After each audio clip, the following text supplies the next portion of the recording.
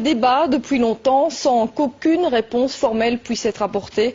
Il n'empêche, cette étude laisse perplexe. Des chercheurs de l'ULB ont exposé des fourmis à des ondes GSM. Très vite, les animaux sont non seulement désorientés, mais ils perdent de 50% de leur capacité, un résultat qui donne à réfléchir. Jimmy Méo et Kinerkan. L'expérience peut être réalisée très rapidement. Poser un téléphone portable au milieu d'une société de fourmis et déjà instantanément, les premiers effets sont visibles. Vous voyez que celle-ci n'a plus sa locomotion normale. C'est plus faire aller ses pattes, c'est parce qu'elle a été trop longtemps près des ondes. Ça, c'est une ataxie musculaire. Le premier système touché est le système nerveux. Mais le système nerveux, il dirige tout. Il dirige la locomotion, il dirige la perception des signaux émis par les autres, il dirige le comportement, etc. Donc tout est affecté.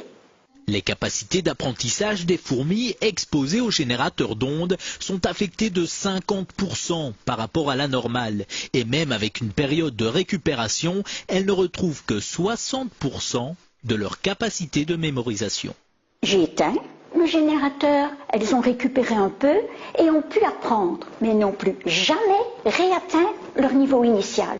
Il en est de même pour 7 fourmis exposées aux ondes du GSM. Si on arrête tôt l'expérience, elle va récupérer. Si on continue, elle va mourir. Les dangers pour l'homme sont aussi à prendre au sérieux. Par exemple, l'oreille à laquelle on colle notre téléphone est très sensible. Imaginez les structures que nous avons dans l'oreille. Nous avons des cellules ciliées dans l'oreille. Déjà dans l'oreille moyenne, la trompe d'Eustache, mais après, pour l'équilibre, pour le son, ce sont des cellules terriblement fragiles.